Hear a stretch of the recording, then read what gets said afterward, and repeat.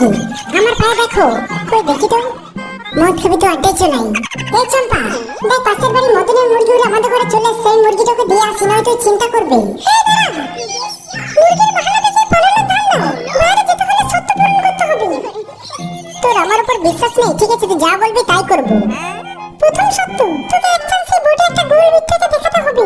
ঠিক আছে, আমি দেখাচ্ছি আমার ট্যালেন্ট।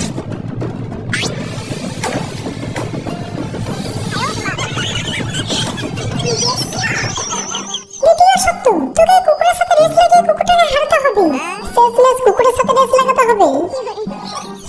দেখে তো মনে হচ্ছে তুই ভয় পেয়ে গেছিস। আমি রেডি।